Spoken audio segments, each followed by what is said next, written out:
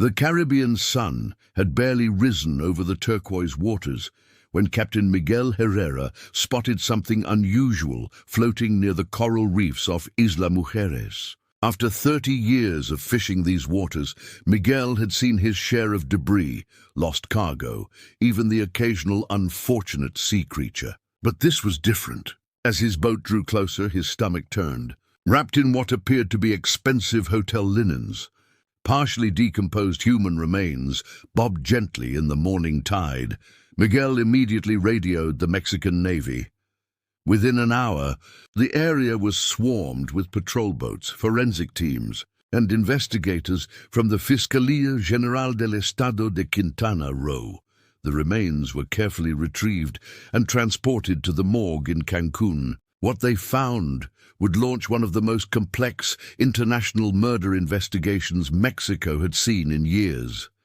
The victim was female, approximately 35 to 40 years old. Forensic examination revealed she had been dead for approximately 1 week. The body had been dismembered with surgical precision, and only the torso and one arm had been recovered. The hotel linens, bearing the distinctive embroidered logo of the Gran Paraíso Resort in Cancun's hotel zone, provided the first crucial lead. Dr. Elena Ramirez, the chief medical examiner for Quintana Roo, conducted the autopsy with meticulous care. Her findings were disturbing. The victim had suffered extensive trauma before death. Ligature marks on the recovered arm indicated prolonged restraint. Evidence of systematic torture suggested the killer had medical knowledge. Most chilling was the cause of death itself.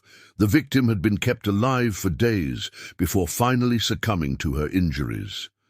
Dental records provided the breakthrough investigators needed. The victim was identified as Valentina Restrepo Cardenas, a 38-year-old business executive from Bogotá, Colombia.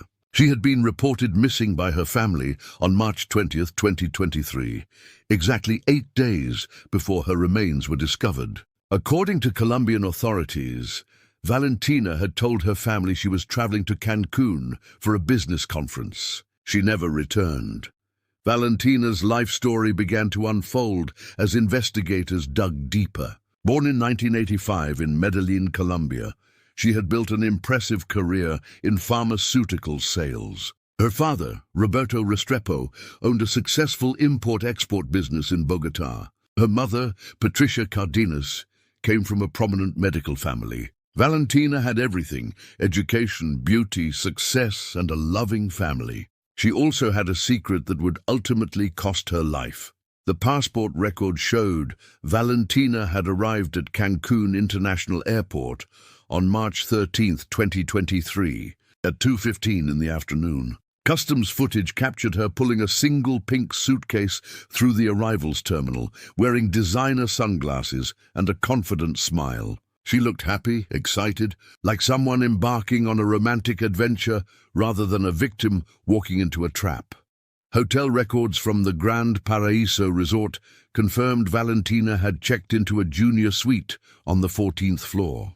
The reservation had been made under her name, but paid for with a credit card belonging to someone else. That someone else was Diego Morales, a 42-year-old Mexican businessman from Mexico City who owned a chain of luxury car dealerships across the country. Diego was also married with 3 children. The relationship between Valentina and Diego had begun 18 months earlier at an automotive industry conference in Miami, according to phone records and social media activity later analyzed by investigators. What started as a professional connection had quickly evolved into something far more intense. Diego, trapped in a loveless marriage arranged by his wealthy family, found in Valentina the passion and excitement his life lacked. Valentina, recently divorced and rebuilding her life, found in Diego the attention and luxury she craved. Their affair had been conducted across international borders with the precision of a military operation. Monthly meetings in Miami, New York, and Cartagena. Expensive gifts shipped to Valentina's office in Bogotá. Bank transfers totaling over $200,000 over the course of their relationship. Diego had even purchased an apartment for Valentina in an exclusive neighborhood of Bogotá, though the property was registered under a shell company to avoid detection by his wife. But someone had been watching. Someone who had never forgotten Valentina, never forgiven her, and had been waiting for the perfect moment to exact revenge. That someone was Valentina's ex-husband, Carlos Medina, and his obsession with his former wife had transformed him into something dangerous. Carlos and Valentina had met at Universidad de los Andes in Bogotá in 2006. He was studying engineering. She was majoring in business administration. Their courtship had been passionate but turbulent. Carlos came from a middle-class family in Cali, and he had always felt intimidated by Valentina's privileged background. That insecurity would eventually poison their relationship. They married in 2010 in a lavish ceremony at the Catedral Primada in Bogotá. For the first few years, they seemed happy. Carlos worked as a civil engineer for a construction firm, while Valentina climbed the corporate ladder in pharmaceutical sales. But as Valentina's career flourished and her income surpassed his, Carlos's insecurity manifested as controlling behavior. He monitored her phone calls, her emails, her social media accounts. He demanded detailed explanations of her work trips and business dinners. When Valentina received a promotion that required more travel, Carlos forbade her from accepting it. When she defied him and took the position anyway, the abuse escalated from emotional manipulation to physical violence. The breaking point came in 2019, when Valentina returned from a business trip to find Carlos had been tracking her location using spyware installed on her phone. When she confronted him, he struck her across the face, the first time he had been physically violent. Valentina's brother Andrés, a lawyer in Bogotá, helped her file for divorce immediately. The proceedings were bitter, with Carlos fighting every step, but by 2020, Valentina was finally free. The divorce decree included a restraining order prohibiting Carlos from contacting Valentina or coming within 500 meters of her home or workplace. For a while, he seemed to comply, but Carlos had simply learned to be more careful. He created fake social media accounts to monitor Valentina's online activity. He drove past her apartment building at night. He even befriended some of her colleagues to gather information about her life. When Valentina's posts began showing luxury vacations, designer clothes, and expensive jewelry, Carlos's obsession intensified. He became convinced she had found a wealthy lover, someone who could give her everything Carlos never could. The rage that consumed him was not just about losing Valentina. It was about being replaced, being proven inadequate, being forgotten. In late 2022, Carlos found his proof. A photograph Valentina had posted from a restaurant in Cartagena showed her reflection in a wine glass, and in that reflection, partially visible, was a man's hand wearing an expensive watch. Carlos enhanced the image using photo editing software, then spent weeks researching luxury watches until he identified the model. A Patek Philippe worth over $60,000. More detective work followed. Carlos cross-referenced Valentina's travel dates with business conferences and social media check-ins. He identified patterns, noticed that she traveled to certain cities on dates that coincided with automotive industry events. Finally, through a combination of social media stalking and pure luck, he identified Diego Morales as Valentina's lover. Diego's wealth, his successful businesses, his prominent family. Everything Carlos was not represented everything that had gone wrong in Carlos's life. In his twisted mind, Diego had stolen not just Valentina, but the life Carlos believed he deserved. And if Carlos couldn't have that life, neither could they. Carlos began planning his revenge with the same meticulous attention to detail he once applied to engineering projects. He studied Diego's travel schedule, identified his properties in Cancun, and learned the layout of the resort where Diego typically stayed when visiting the Caribbean coast. He saved money from his engineering salary, living in a modest apartment and avoiding any expenses that might draw attention. But Carlos knew he couldn't execute his plan alone. He needed help, someone who shared his sense of grievance against the world, someone desperate enough to cross moral lines most people wouldn't even approach. He found that person in Javier Ortiz, a former colleague from the construction company who had been fired for stealing equipment and held a grudge against everyone he believed had wronged him. Javier was 35 years old, from a rough neighborhood in Ciudad Bolívar, on the outskirts of Bogotá. He had a criminal record including theft and assault, and he blamed his failures on a system he believed was rigged against people like him. When Carlos approached him in February 2023 with a plan for revenge, Javier didn't hesitate. Carlos offered him $50,000, more money than Javier had ever seen, and the promise of satisfaction against the wealthy elite, who had everything while people like them struggled. On March 12, 2023, Carlos and Javier flew from Bogotá to Cancun using fake identification documents Carlos had obtained through criminal contacts in Colombia. They checked into a cheap hotel in downtown Cancun, far from the tourist areas where they might be recognized. They rented a white Nissan pickup truck using Javier's real identification, and they purchased supplies including rope, duct tape, and a large cooler at a hardware store in the commercial district. The trap was set. Carlos knew from monitoring Valentina's social media that she would be arriving in Cancun on March 13th. He knew she would be staying at the Grand Paraíso resort. He knew Diego would be there waiting for her. All Carlos had to do was wait for the right moment, and that moment came sooner than expected. The stage was set for a collision that would destroy multiple lives across 2 countries. Valentina Restrepo, the successful businesswoman who had rebuilt her life after an abusive marriage, was walking into a trap. Diego Morales, the wealthy married man seeking escape from his obligations, had no idea his secret affair had been exposed. And Carlos Medina, consumed by obsession and rage, was about to commit an act of violence that would shock 2 nations and expose the dark side of love, jealousy, and revenge in the digital age. Valentina Restrepo arrived at the Grand Paraíso resort with the excitement of a woman in love. The taxi from the airport wound through Cancun's hotel zone, past towering resorts and pristine beaches where turquoise waves lapped against white sand. She had been to Cancun twice before with Diego, but the thrill never diminished. These stolen moments away from reality, away from judgment, were the only times she felt truly alive.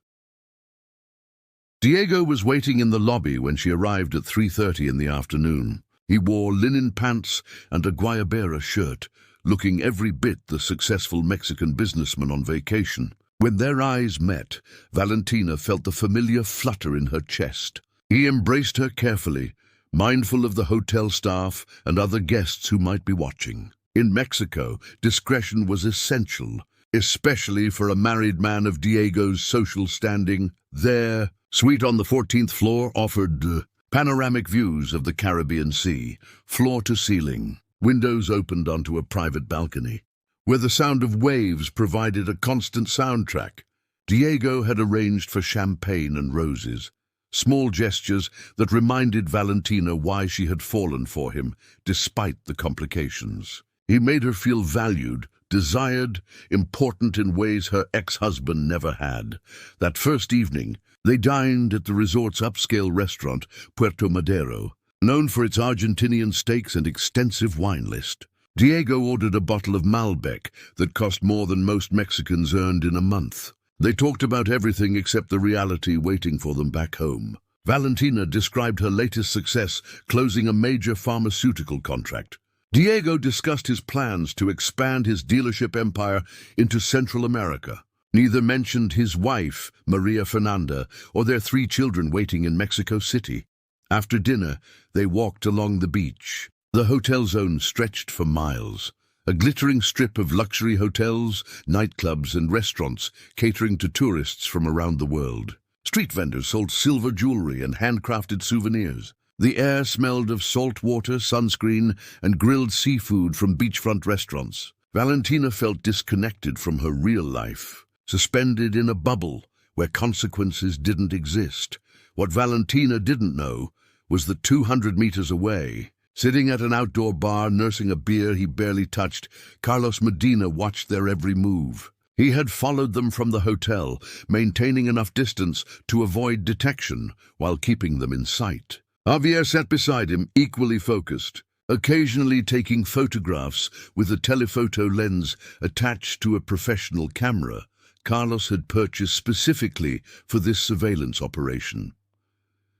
The photographs, later recovered from Carlos's phone and laptop, documented Valentina and Diego's entire stay in Cancun with disturbing thoroughness. Valentina laughing at dinner, Diego's hand on her lower back as they walked, the two of them kissing on the beach at sunset. Each image was time-stamped and geotagged, creating a comprehensive record of their movements and activities. But Carlos wasn't the only one documenting the trip. Valentina, like millions of others, shared her happiness on social media. Her Instagram account, which had over 12,000 followers thanks to her successful career and glamorous lifestyle, became a real-time broadcast of her romantic getaway. The posts began innocently enough on March 14th with a photograph of her resort room's ocean view. The caption read, "Paradise found. Sometimes you need to escape reality and just breathe. Blessed and grateful." The next post showed Valentina wearing a designer bikini on the beach, her toned figure the result of regular gym sessions and strict dietary discipline. "Living my best life under the Mexican sun," she wrote, adding hashtags that made the post easily discoverable. Cancun life, beach vibes, blessed and grateful, living the dream. She tagged the resort location, effectively pinpointing her exact whereabouts to anyone who cared to look.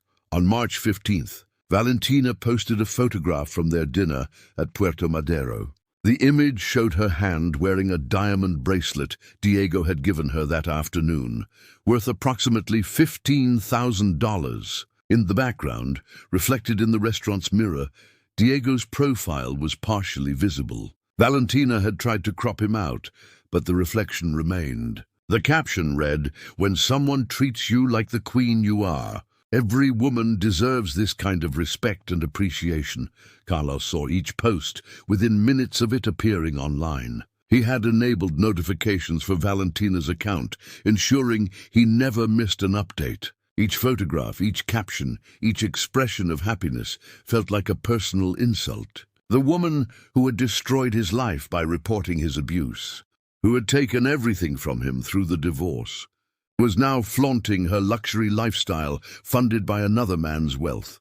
The rage that consumed Carlos was beyond rational thought. In his mind, Valentina had not only betrayed their marriage vows, but had systematically destroyed his reputation, his career prospects, and his dignity. The restraining order meant he couldn't confront her directly in Bogotá. But here in Cancun, far from Colombian authorities, Carlos believed he could finally make her pay for what she had done to him. Diego had business meetings scheduled for March 16th and 17th with potential investors interested in partnering on a luxury car dealership in Playa del Carmen.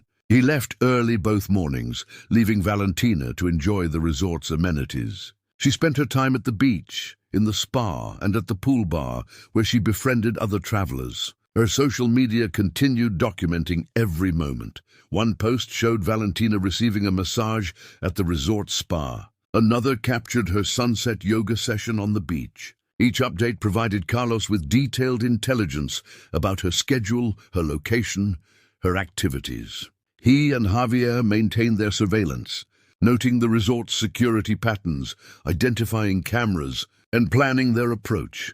On the evening of March 17th, Diego surprised Valentina with a romantic dinner cruise. They boarded a luxury catamaran that sailed along the coast, offering champagne service and fresh seafood while the sun set over the Caribbean. Valentina posted a video of the experience, her voice filled with joy as she panned across the water. "Moments like these remind you what life is really about," she said to the camera. "Love, beauty, and living fully in the present."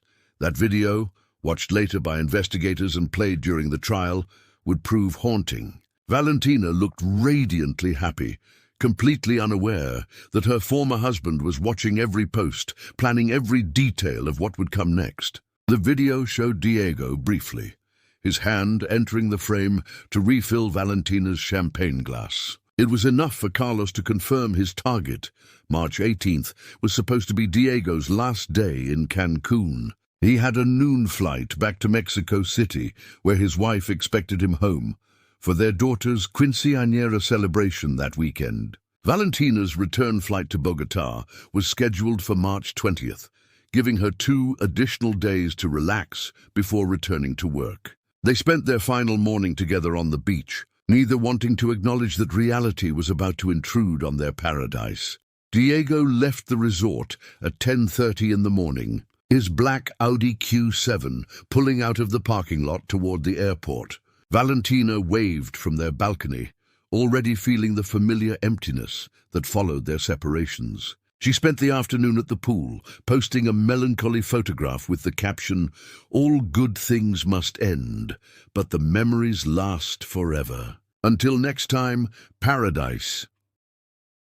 That evening, alone in the suite that suddenly felt too large, Valentina decided to explore Cancun's nightlife. She changed into a short black dress, applied makeup carefully, and took a taxi to the hotel zone's entertainment district. She wanted distraction from the loneliness, wanted to extend the vacation, feeling just a little longer before returning to her structured life in Bogotá. La Vaquita nightclub was packed with tourists dancing to reggaeton and American pop music. Valentina ordered a margarita at the bar and was immediately approached by several men hoping to dance with the beautiful Colombian woman drinking alone. She politely declined most advances, content to observe the scene and enjoy her drink. She posted a selfie from the club with the caption, "Who says you can't have fun alone? Independent woman energy." Carlos and Javier were also in the club, positioned strategically where they could observe without being noticed. They watched Valentina order a second margarita, watched her dance briefly with a group of American tourists, watched her check her phone repeatedly, probably texting Diego, who was now back in Mexico City with his family. At 11:45, Valentina left the club and walked toward the taxi stand. The street was crowded with revelers moving between bars and nightclubs. Music poured from every doorway, mixing into a cacophony of competing rhythms. Security guards stood outside each establishment, and police patrol cars cruised slowly through the area, a visible deterrent to the crime that sometimes plagued tourist zones. Carlos and Javier followed at a distance, waiting for their opportunity. They had been tracking Valentina for 5 days, studying her patterns, identifying vulnerabilities. They knew she would return to the resort alone. They knew the taxi route she would take. They knew exactly where to strike. The white Nissan pickup truck was parked 3 blocks from the nightclub district, loaded with the supplies they had purchased days earlier. As Valentina's taxi pulled away from La Vaquita, Carlos and Javier ran to their vehicle. The hunt was on, and Valentina Restrepo, still buzzing from margaritas and the lingering happiness of her romantic week, had no idea that death was following her through the streets of Cancun. The taxi driver, a local man named Antonio Ruiz, took the coastal route back to the hotel zone. Valentina sat in the back seat, her phone illuminated as she scrolled through the evening's photos. She sent a message to Diego, "Missing you already. Can't wait until next month in Miami." The message showed as delivered but not read. Diego was probably home by now, playing the role of devoted husband and father. Carlos and Javier maintained a 3-car distance behind the taxi. The late-night traffic was moderate, mostly tourists returning from bars and clubs. Carlos drove with steady focus, his hands gripping the steering wheel tight enough that his knuckles turned white. Beside him, Javier checked the supplies in the back seat one more time. Rope, duct tape, cable ties, a chloroform-soaked cloth in a sealed plastic bag, and the large cooler packed with ice. The plan was simple, but required precise timing. The taxi would drop Valentina at the resort's main entrance, where security guards and cameras monitored all arrivals. But there was a service entrance on the resort's east side, used by vendors and maintenance staff, that had minimal security coverage at night. Carlos had scouted it 3 times, noting that the single camera covering the area had a blind spot near the landscaping storage shed. As Valentina's taxi approached the Gran Paraíso resort, Carlos accelerated, overtaking several vehicles until he pulled alongside the taxi at a red light. Through the windows, just meters apart, Carlos could see Valentina's face illuminated by her phone screen. She looked tired but content, unaware she was sitting within arm's reach of the man who wanted to destroy her. The light turned green. The taxi continued toward the resort's main entrance. Carlos made a sharp right turn onto a side street that led to the service entrance. Javier pulled a security guard uniform from a bag at his feet, one they had purchased from a costume shop in downtown Cancun. The uniform wasn't perfect, but in the dark it would pass casual inspection.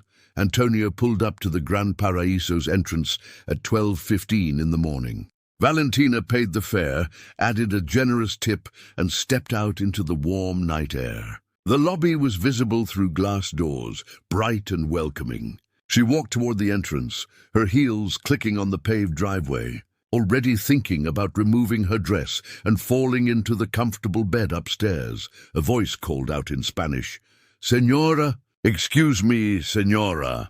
Valentina turned to see a man in what appeared to be a security uniform approaching from the side of the building. "I'm sorry to bother you, but we've had reports of a suspicious person in the parking area. For your safety, would you mind if I escort you to a different entrance?" Valentina hesitated. The man seemed professional enough, and resort security was typically cautious about guest safety. "Is there a problem?" she asked. "Just a precaution, señora. We take guest security very seriously. If you'll follow me, please." Javier gestured toward the side of the building where landscaping provided shadows away from the main lights. It was exactly the kind of security procedure that made sense at a luxury resort. Valentina followed, her instincts dulled by alcohol and the comfortable assumption that she was safe within the resort's boundaries. They walked past perfectly manicured tropical plants around the corner of the building where the lighting was dimmer. That's when she saw the second man emerge from the shadows, and recognition hit her like ice water.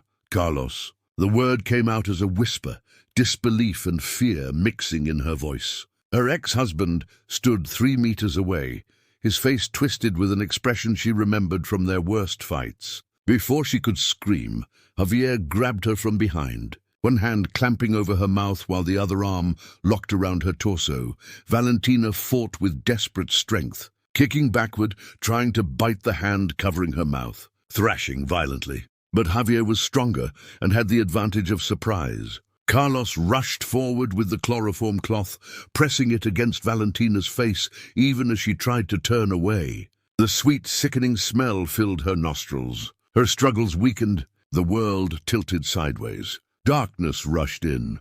They carried her unconscious body to the white pickup truck parked in the service entrance's blind spot. The entire abduction had taken less than 2 minutes. No alarms were raised. No security guards appeared. The resort's nighttime tranquility remained undisturbed as Carlos and Javier drove away with their victim bound and gagged in the truck's covered bed.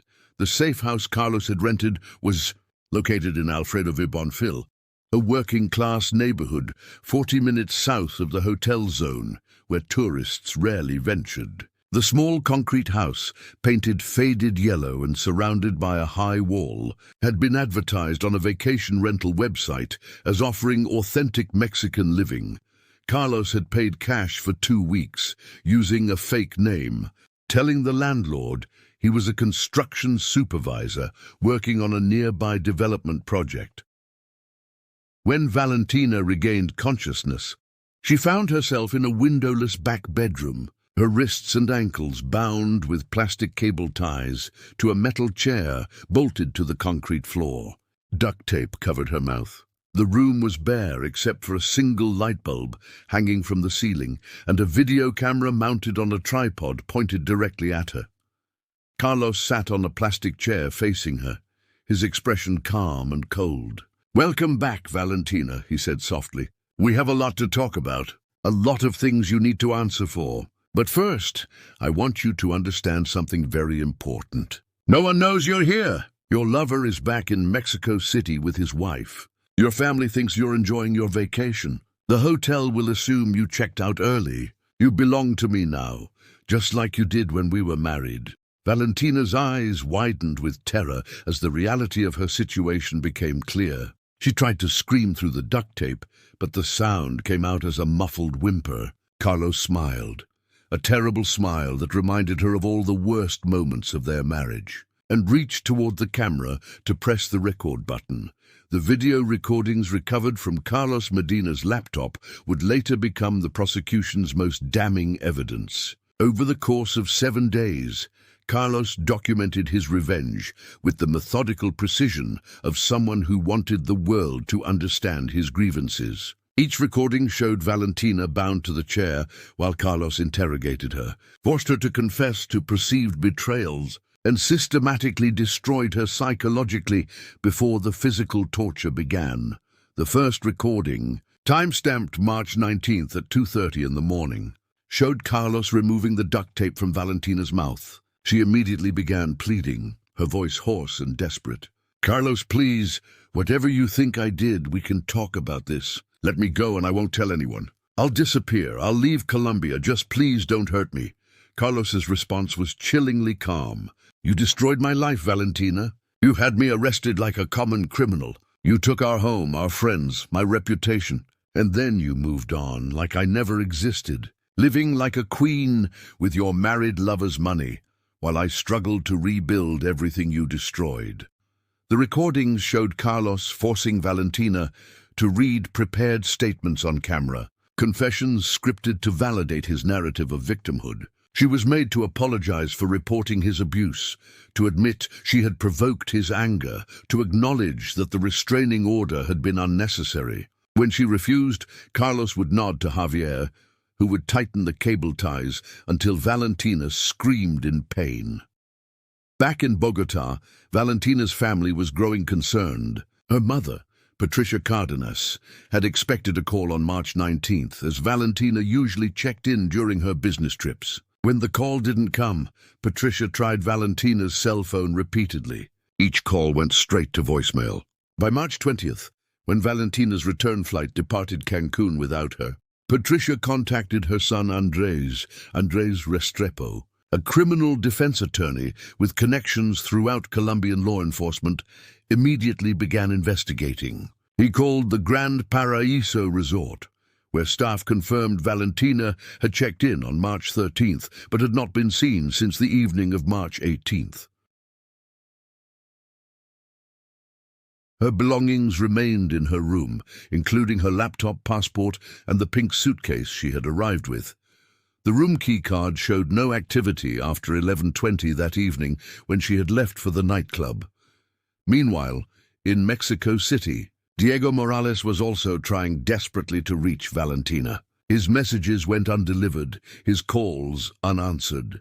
By March 21st, Diego was panicked enough to risk calling Valentina's mother directly, something he had never done before. The conversation was awkward and revealing. Patricia learned for the first time about her daughter's affair with a married Mexican businessman, while Diego learned that Valentina had been missing for 3 days. Diego immediately contacted a private security firm in Cancun, paying them $50,000 to investigate Valentina's disappearance. The firm, Seguridad Ejecutiva Internacional, had former federal police officers on staff and connections throughout Quintana Roo. They obtained security footage from La Vaquita nightclub, showing Valentina leaving at 11:45 on March 18th. They tracked down Antonio Ruiz, the taxi driver, who confirmed he had dropped her at the Grand Paraíso at 12:15. But there the trail went cold. Resort security cameras showed Valentina walking toward the lobby entrance, then nothing. She had simply vanished between the parking area and the front doors, a distance of perhaps 30 meters. The private investigators reviewed footage from every camera angle available, But the service entrance area where the abduction occurred had limited coverage, exactly as Carlos had planned. Inside the safe house, Valentina's condition deteriorated rapidly. Carlos and Javier provided minimal food and water, just enough to keep her conscious. The psychological torture continued, with Carlos forcing Valentina to watch videos of Diego. With his family in Mexico City, images Carlos had obtained by hacking Diego's wife's social media accounts. "This is what you destroyed your life for," Carlos would say.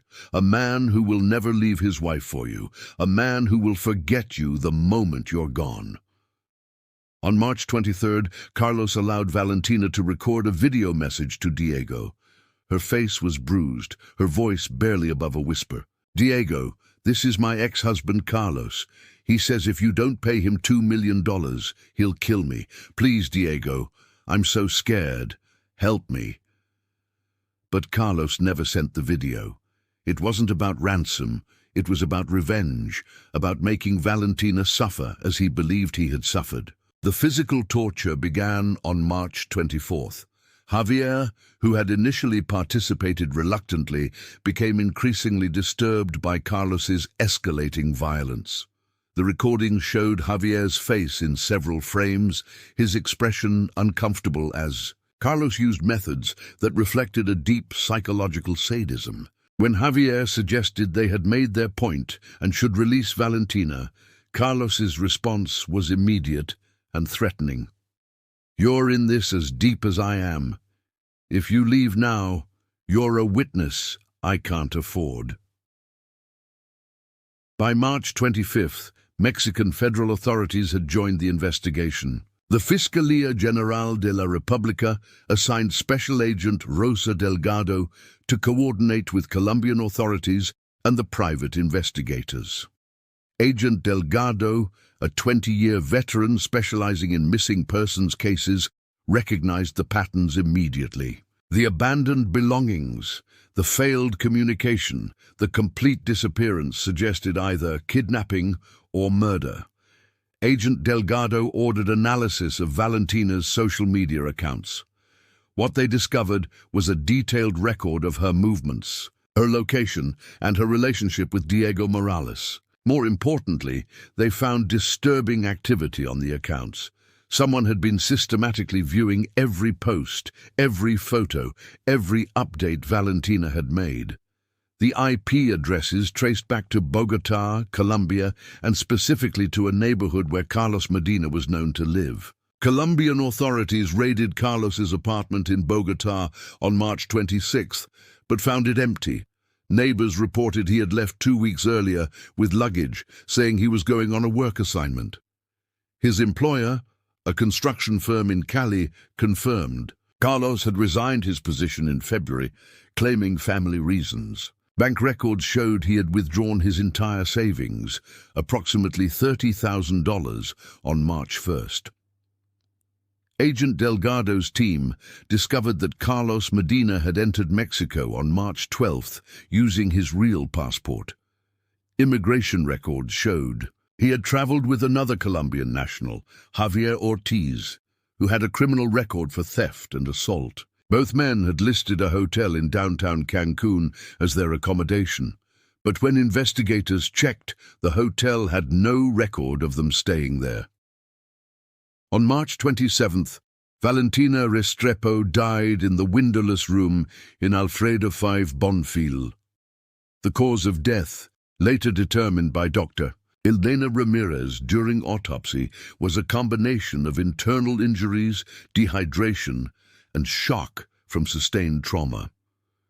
Carlos's final recording showed Valentina unconscious, her breathing shallow and irregular. He made no attempt to get medical help. He simply turned off the camera and told Javier it was time to dispose of the body. Carlos and Javier spent March 28th dismembering Valentina's body in the concrete-floored bathroom of the safe house. Carlos, whose engineering background included anatomy courses, worked with clinical detachment while Javier vomited twice and begged to leave. "We're past the point of leaving," Carlos said coldly. "Help me finish this or join her." They wrapped the torso and one arm in sheets stolen from the Gran Paraíso resort. Sheets Carlos had taken during a reconnaissance visit days earlier using a copied key card.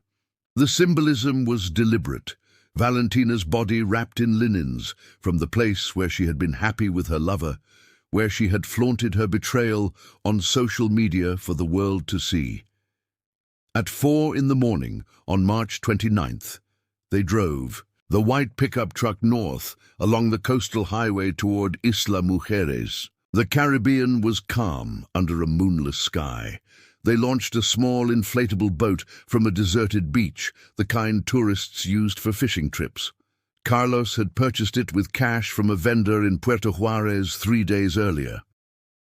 2 kilometers offshore, they dumped the wrapped remains into the dark water. Carlos had weighted the bundle with concrete blocks, but his calculations were flawed. The hotel sheets created buoyancy, and the Caribbean currents were stronger than he had anticipated. Within hours, the bundle had drifted toward the coral reefs where Captain Miguel Herrera would discover it at sunrise. Carlos and Javier returned to shore, believing they had successfully disposed of all evidence. They deflated the boat, wiped it clean of fingerprints, and left it in a dumpster behind a fish market in Puerto Juarez.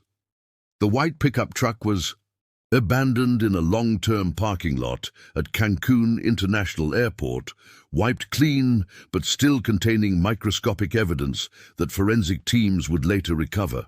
By noon on March 29th, they were on a bus heading south toward Chetumal, planning to cross into Belize and eventually make their way back to Colombia through Central America. Carlos believed he had committed the perfect crime, that without a body or witnesses, Valentina would simply remain one of thousands of people who disappear in Mexico each year.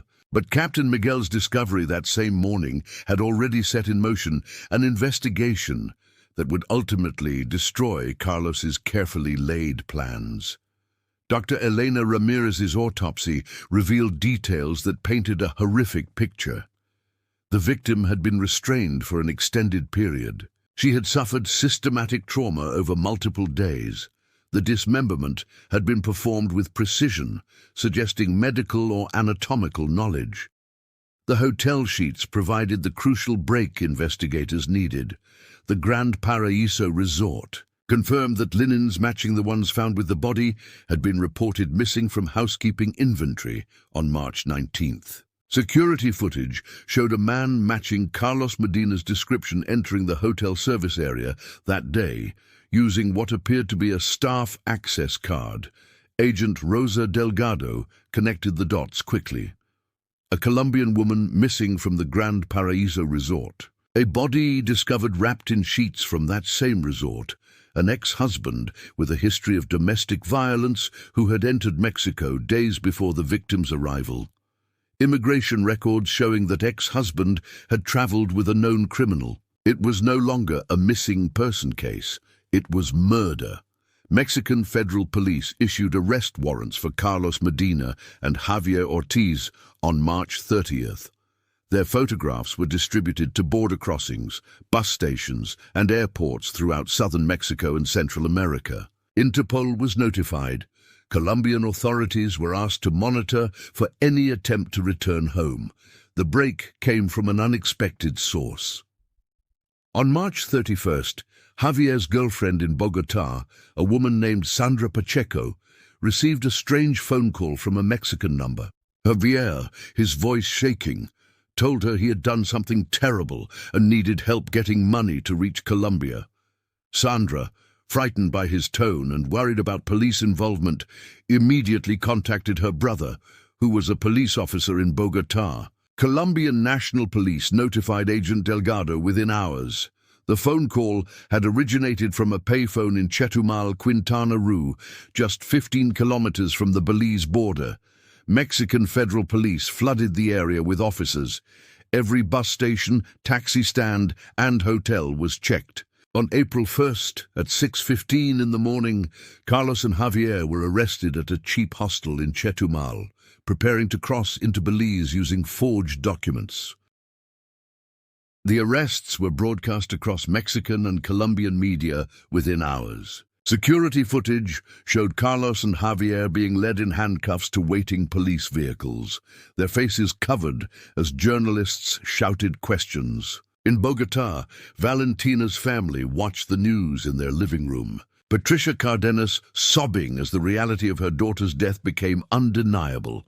The evidence recovered from the hostel room was overwhelming. Carlos's laptop contained the video recordings of Valentina's captivity and torture, time-stamped and date-stamped, providing a complete record of her final days. His phone contained thousands of screenshots of Valentina's social media posts, organized in folders dating back years. There were photographs of Diego Morales, of the Gran Paraíso resort, of maps showing the service entrance where Valentina had been abducted. Javier broke during his first interrogation, conducted by Agent Delgado and a team of federal investigators at the Fiscalia offices in Chetumal. The confession, recorded and lasting over 3 hours, provided details that matched the forensic evidence perfectly. The planning, the surveillance, the abduction, the torture, the dismemberment, the disposal of the body. Javier described everything, often pausing to cry or vomit as he recounted the horror he had participated in. Carlos, in contrast, showed no remorse during his interrogation. He maintained that Valentina had deserved what happened to her, that she had destroyed his life and forced him to take extreme measures. "She should have stayed married to me," he told investigators. "She should have accepted her place. Instead, she whored herself to a rich, married man and threw away everything we built together." The evidence against both men was so comprehensive that their Mexican defense attorneys advised immediate guilty pleas in exchange for avoiding the death penalty, which Mexico had abolished but could theoretically be applied in extreme cases through international cooperation. Carlos refused, insisting he would be vindicated at trial. Javier accepted the plea agreement, agreeing to testify against Carlos in exchange for a reduced sentence. The trial was scheduled to begin in September 2023 in Cancun, where the abduction had occurred. But before the legal proceedings could determine justice, Valentina's family, Diego Morales, and 2 nations traumatized by the brutality of her murder would have to confront the question that haunted everyone who learned the details of the case. How had social media, intended to connect and share joy, become the tool that enabled such evil? The trial of Carlos Medina began on September 18, 2023, in a federal courthouse in Cancun, packed with journalists from Colombia, Mexico, and international media outlets. The case had captivated both nations, not just for its brutality, but for what it revealed about the dangers lurking behind the curated perfection of social media. Liv's lead prosecutor, Antonio Vega, presented over 3,000 pieces of evidence across 4 weeks of testimony. The video recordings Carlos had made were played in their entirety, forcing the courtroom to witness Valentina's suffering in excruciating detail. Several jurors wept openly. Judge Mariana Torres had to call multiple recesses as spectators became physically ill. The digital forensics were particularly damaging. FBI cyber specialists testified about Carlos's obsessive monitoring of Valentina's online activity, explaining how he had used her own posts to track her movements, identify her lover, and plan his revenge with military precision. The defendant essentially used social media as a hunting manual, Agent Lisa Martinez testified. Every photograph, every location tag, every caption became intelligence he weaponized against the victim. Diego Morales testified via video link from an undisclosed location, his face haggard and aged beyond his 42 years. His marriage had ended within weeks of Valentina's murder becoming public. His business suffered as partners distanced themselves from the scandal. "I loved her," Diego said, his voice breaking, "and my selfishness, my cowardice in refusing to leave my marriage openly, put her in danger. I will carry that guilt until the day I die."